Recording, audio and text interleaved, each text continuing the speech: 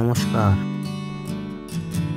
এই ঢালে আর গাড়ি অফ করে দিয়েছি আমি, এমনি নেমে যাবে গাড়ির চাকাটা দেখো রকি আইল্যান্ড ব্রিজ। দেখুন চারিপাশে কিরকম চায়ের বাগান। এটা হচ্ছে সামথিং টি গার্ডেন, এখন মূর্তি রিভারের সামনে। রাস্তা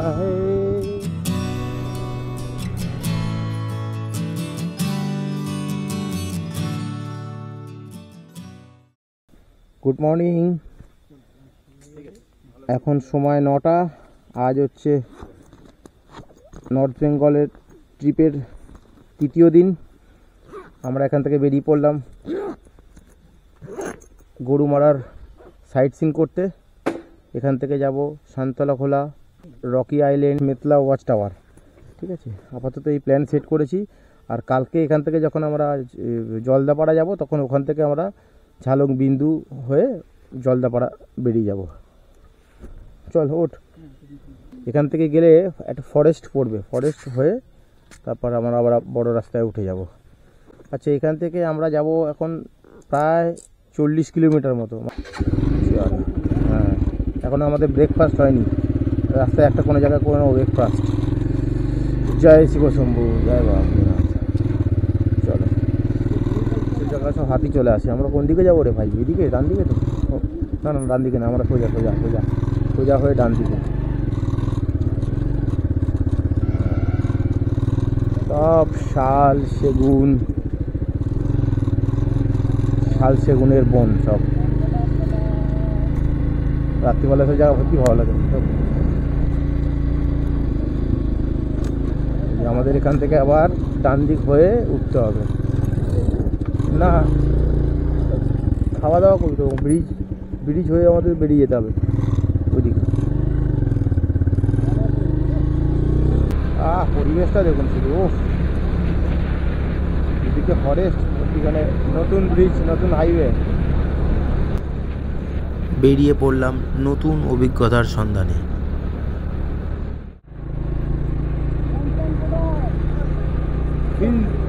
feel the road, feel the road. শুধু অনুভব করো রাস্তাটাকে। অসাধারণ অসাধারণ। তবে এইসব রাস্তা রাতেরবেলা যাওয়া মানে ডার্ক ফরেস্ট। ও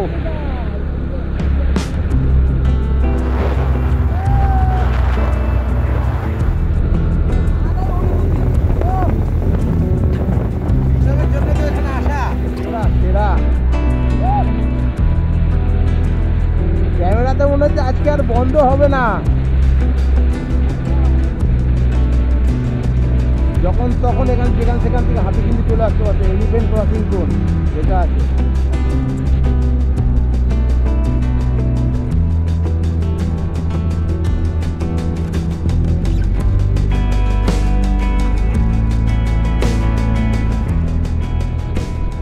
এই জায়গাটার নাম হচ্ছে বাতাবাড়ি ফার্ম।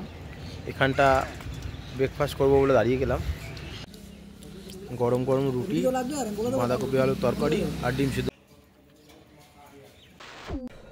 এখন 10টা, ব্রেকফাস্ট কমপ্লিট। ব্রেকফাস্টে রুটি আর বাঁধাকপি সবজি ছিল, ভালো লাগলো বেশ খেতে। আর ডিম সিদ্ধ, আর লাস্টে 1 কাপ করে চা নিয়ে নিলাম। চলো,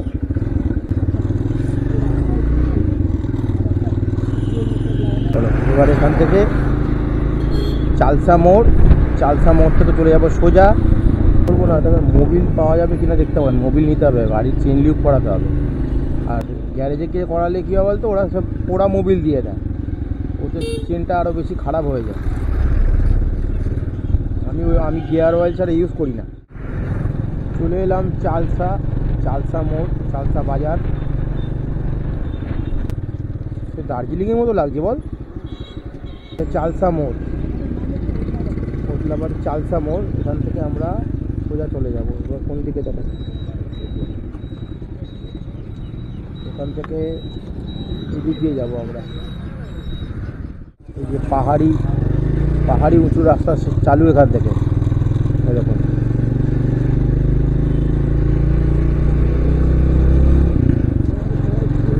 এখান থেকে এবার চড়াই শুরু, পাহাড়ি রাস্তা। ওরে বাপ রে বাপ, ভালো ঢালু। এবারই তো পরীক্ষা হবে পাহাড়ি রাস্তা। ওই যে রেল গেট,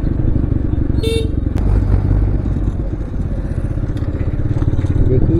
হ্যাঁ ঠিক আছে, এই একটা কার দোকান। এই কারগুলো বড়, এই যে উল্টো দিয়ে গাড়ি আসছে, এই যে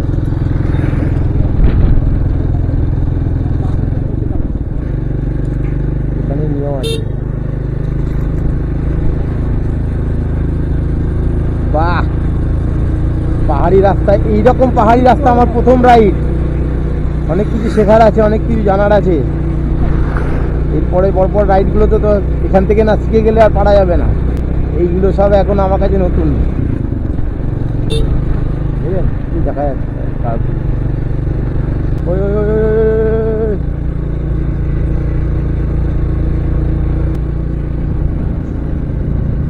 এবার একটা ফ্ল্যাট ল্যান্ড। রাস্তাটা দেখুন কি সুন্দর, দারুণ লাগছে। দুপাশে আমার চা বাগান, কতটাই অদ্ভুত। আমাদের পশ্চিমবাংলার বেশিরভাগটাই কিন্তু সব চাষি জমি, সব চাষি, এগুলো চাষ হচ্ছে, চায়ের চাষ। কত সুন্দর, আলাদা আলাদা রূপ। চা বাগানে আলাদা রূপ, ধান খেতে আলাদা রূপ, সর্ষে ক্ষেতের একটা আলাদাই রূপ। শস্য শ্যামলাম সুন্দরম। যত চাষের জমির সৌন্দর্য কিন্তু পশ্চিমবাংলায় বেশি। মেটেলি বাজার। এখন এখান থেকে মনে হয় আই থিঙ্ক রাইট নিতে হবে। হ্যাঁ, এই যে এখান থেকে রাইট নিয়ে সোজা। এখানে খাসির মাংসেরও ছাল ছাড়ায় না ভাই, সেরার সেরা টি গার্ডেন। কি মেটেলি টি স্টেট। চা বাগানে একটু দাঁড়িয়ে গেলাম, আর একজন দেখুন চা বাগানের মধ্যে ঢুকে গেছে। দারুণ লাগছে এখান থেকে চা বাগানটা।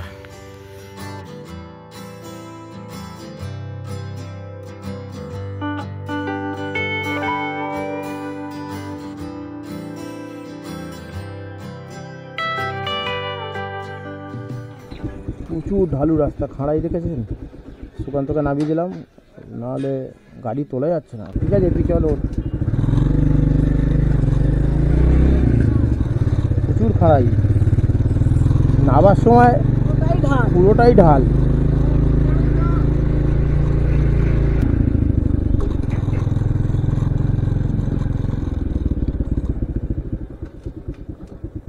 তাও মোটামুটি ঠিক আছে, এতটা টানা যেত না।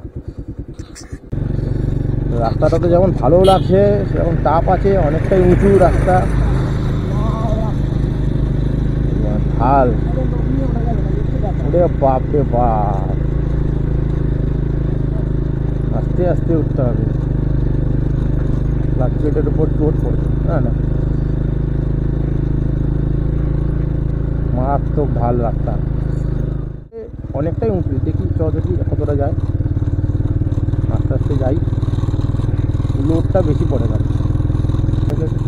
रॉकी आइलैंड किधर होगा? रॉकी आइलैंड ये तब तो हाँ हाइटे যেতে হবে। হ্যাঁ,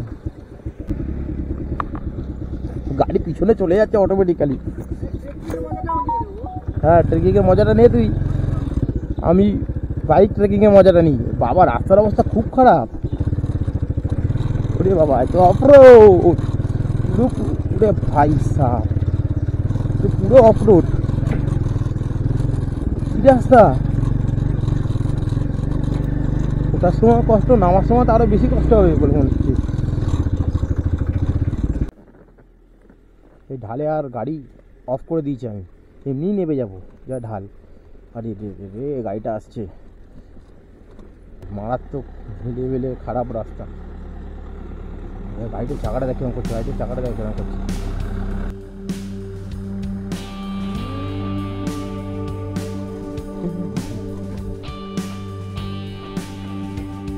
पूरा डाउन, अभी पूरा डाउन।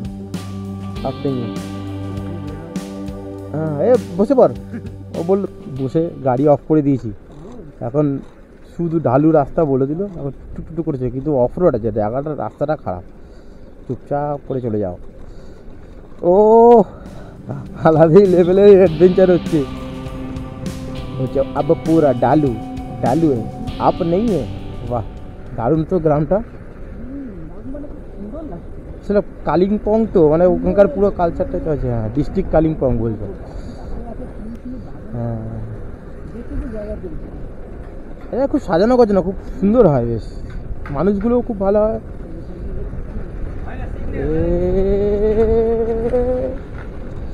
এমনি উঠে যাবো, চড়াই আছে। উঠতে হবে, উঠতে হবে, উঠতে হবে। হ্যাঁ, ইয়েস ইয়েস জিও। ভাই রোদ উঠলে আরো অসাধারণ লাগতো। আজকে আমাদের, হ্যাঁ আমাদের হিসাব মতো এখানেই অফ রোডেতেই গিয়ার পরে আসা উচিত ছিল। ঢালু আছে বলে বেঁচে গেছে, কিন্তু আবার যাওয়ার সময় প্রবলেম হবে। যাওয়ার সময় অনেকটা তোকে হাঁটতে হবে, অনেকটা নেবে নেবে হাঁটতে হাঁটতে উঠতে হবে। বেশ ভালোই গাড়ি চলছে, একবার বন্ধ একবার চাঁদে। দারুণ জায়গাটা, দারুণ জায়গাটা। রোদ উঠলে আরও ভালো লাগতো। একদম পাহাড় দেখবো বলে একদম অফরোড পাহাড়ে চলে এলাম ডাইরেক্ট। রাস্তা এখানে থাকলে মন খুশ হয়ে যাবে। তো রক আইল্যান্ড কিধার হোগা আগে? প্রচুর হোমস্টে এখানে। হ্যাঁ, একটা দিন এখানে এসে কাটিয়ে দিলে ভালো হতো, ওখান থেকে বেরিয়ে আসতাম। ও, রকি আইল্যান্ড ব্রিজ জায়গাটা দেখো। জল আসছে পাহাড়ের, বরফ গলা জল। আর এদিক থেকে এই যে বেরোচ্ছে, পাথরের সাইজগুলো কি ভাই, এখান থেকে দেখা যাচ্ছে না ঠিক। এদিক দিয়ে ওই নেবে, ওই দিক দিয়ে ওই দিকে চলে যেতে হবে আমাদের। ওই উপর থেকে আসছে। ও সামনেটা লাগছে কিছু। হ্যাঁ,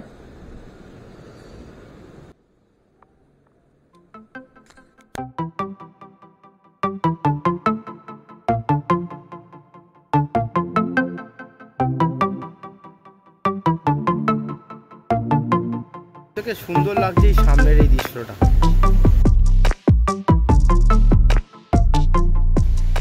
আমরা এখন নিচের দিকে যাচ্ছি। ওই যে আমাদের বাইক দাঁড় করিয়ে দিলাম ওপরটাতে, আর এখান থেকে এখন হেঁটে হেঁটে নামছি। পাথরের সাইজগুলো কি দেখুন, কি বিরাট বিরাট। আর ভেতর দিয়ে জলটা বয়ে চলে যাচ্ছে, ওই দিক দিয়ে সোজা নেমে যাবে। ওই দিক থেকে আসছে ওই যে ব্রিজ, আর ওইখানটা আমরা ছিলাম ওই ব্রিজের উপরটা, ওই যে সামনেটা, ওখান থেকে এখন এখানে। জায়গাটা সত্যিই খুব সুন্দর।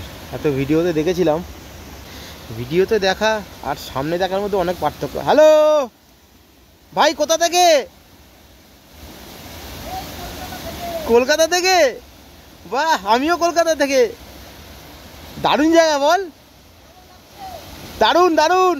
আমি এখন রকি আইল্যান্ডের একদম মানে নিচে চলে এসেছি, যেখান থেকে জলগুলো আসছে। দেখুন পিছনটা দেখুন,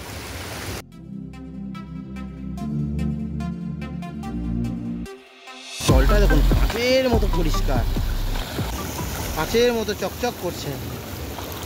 এই নিচে সব দেখা যাচ্ছে, দেখেছেন?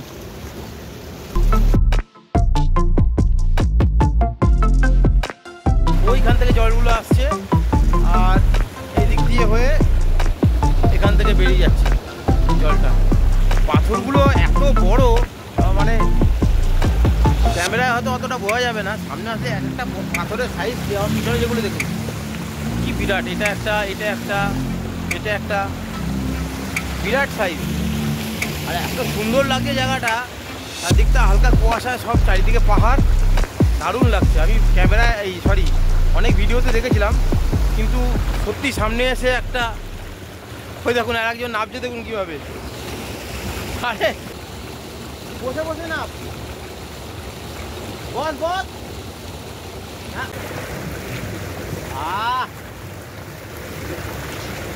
ঠান্ডা জল, কি আরাম, পুরো ঠান্ডা জল একদম। ওঠাটা কিন্তু, নামাটা যেমন কষ্ট, ওঠাটা কিন্তু কষ্ট আছে বেশ। হাতে চল,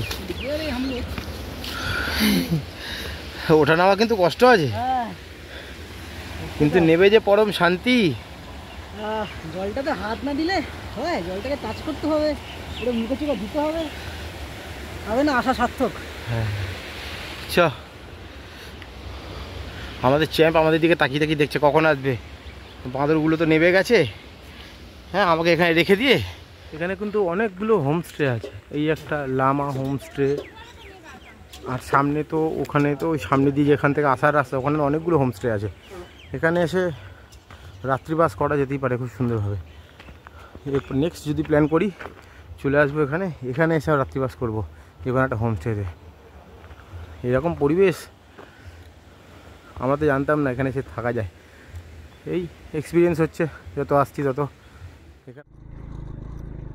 রকি আইল্যান্ড দেখে আমরা যখন সন্তালি খোলার দিকে যাচ্ছিলাম, রাস্তাটা কিন্তু আরও উঁচু ছিল, আরও খাড়াই।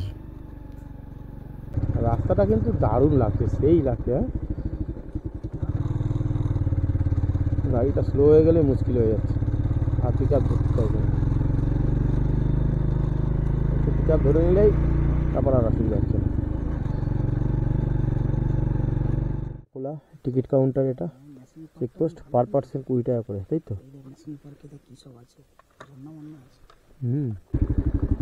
वाओ क्या रास्ता है।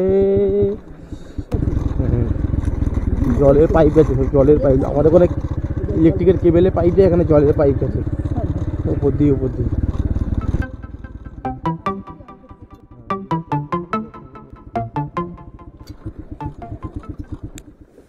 চলে এলাম সান্তালি খোলা রিভার ক্যাম্প। এটা হচ্ছে সামনে আমাদের হ্যাঙ্গিং ব্রিজ। হ্যাঁ, বাহ, পুরো ফরেস্টের মধ্যে। সামনের প্রপার্টিটা তো মারাত্মক, ভাড়াও সেরকম হবে 4-5 হাজার টাকা তো মিনিমাম।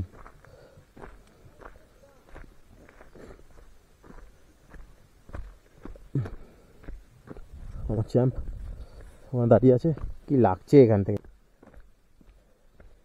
যাই, পুরোটা কাঁপছে, কি সুন্দর।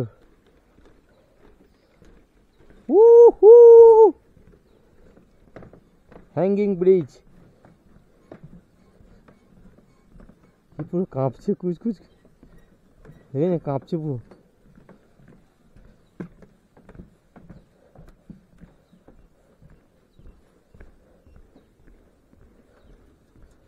এই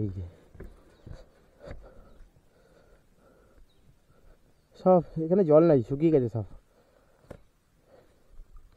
শান্ত পরিবেশ, ফরেস্টের তো এটাই আসল মজা, চুপচাপ নিরিবিলি।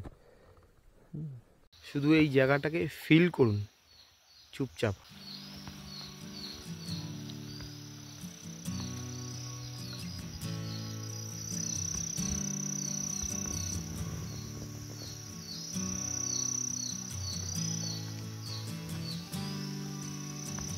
হালকা জলের শব্দ, পুরোটা আপনারা পাবেন না। আর এদিকে ওদিকে পাখির আওয়াজগুলো, ডাকগুলো ভেসে আসছে, অসাধারণ পরিবেশ। খুব হালকা, মনে হয় না ক্যামেরার সাউন্ড কোয়ালিটিতে আসবে এই শব্দ। আর এই জলটা পড়ছে ছলছল ছলছল শব্দটা, দারুণ দারুণ। Thank you, visit again. আবার চলো। পুরো ব্রিজটা জার্কিং করছে সকারের মতো। সুনতালি খোলা ইকো ট্যুরিজম রিসর্ট, সামনে যে রিসর্টটা দেখলাম তার সব কিছু বিস্তারিত দেওয়া আছে এখানে। এখানে লাভা নেচার রিসর্ট এবং তার category of room, room number এবং প্রাইস সব কিছুই মেনশন করা আছে এখানে। আপনারা স্ক্রিনশট নিয়ে নিতে পারেন বা একটু পজ করে ভিডিওটা দেখে নেবেন। এগুলো আপনাদের যদি আসার ইচ্ছা থাকে আপনারা বুক করে নিতে পারেন। আমরা এখান থেকে বেরোচ্ছি 1:48, এখন 1:48। আমরা বেরিয়ে বললাম এখান থেকে। আবার যাবো চালসা। বাহ, গাড়িটা তো সু করে নেমে যাচ্ছে, ঢালুটা দেয়।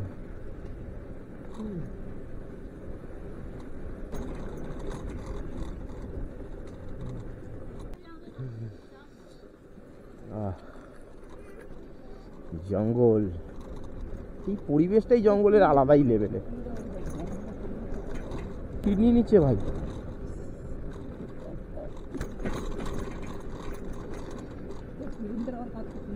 না বন্ধ করে গেছি সব, গাড়ি পুরো বন্ধ। গাড়ির স্পিড দেখো 40-50। ভাই কতটা ঢাল ছিল, পুরো 50-এর স্পিডে উঠে গেছে গাড়ি।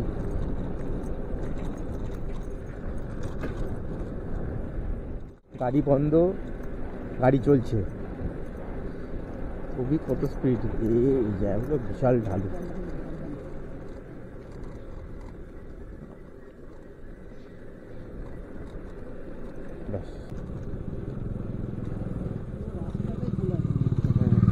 পুরো রাস্তা গিয়ে এরপরে আরও আছে, সেগুলোতেও লাগবে না। A few moments later.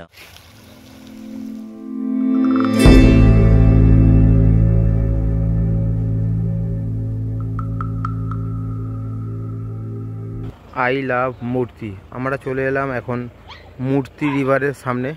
এখন জল খুবই কম, বর্ষাকালে এর অনেকটা জল হয়। মেতলা ওয়াচ টাওয়ারটা আমাদের ক্যান্সেল হয়ে গেছিলো, কারণ সময় মতো আমরা রিটার্ন আসতে পারিনি। তাই আমরা মূর্তি নদীতেই বেশ কিছুক্ষণ সময় কাটিয়েছিলাম। ওখানেই চা মুড়ি খেয়ে আমরা ওখানে বিকাল অবধি সময় কাটিয়ে সন্ধেবেলার দিকে আমরা রিটার্ন চলে এসেছিলাম লাটাগুড়িতে। এখন 4:30, আমরা মূর্তি থেকে বেরোচ্ছি। এবার যাবো লাটাগুড়ি, মানে আমাদের হোমস্টের দিকে। দোকানে খাসির মাংস আর ভাত রাতেবেলা। সন্ধেবেলায় চলে এলাম লাটাগুড়ির নামকরা প্রসিদ্ধ মিষ্টান্ন ভাণ্ডারে। এদিকে নিচে সব দই, এটা হচ্ছে রসমালাই,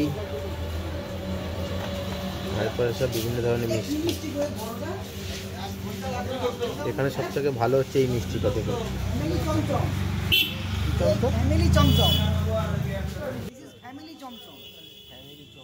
সন্ধেবেলা টিফিনে আমরা ম্যাগি করে নিচ্ছি আর ডিম সিদ্ধ করে নিলাম।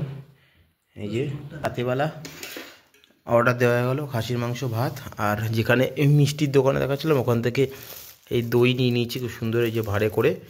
এই দই রাত্রিবেলা খাওয়ার পরে একটা করে খেয়ে নেব। আমরা রাতের ডিনারে মাটন থালি অর্ডার করেছিলাম এবং তার সঙ্গে পরিবেশনে কত কিছু দিয়েছে। আলু ভাজা, একটা তরকারি, এটা একটা কিসের মাখা, এটা মনে হচ্ছে বেগুনের কিছু, পেঁয়াজ, ভাত আর ডাল দিয়েছে, আর মাটন আসছে।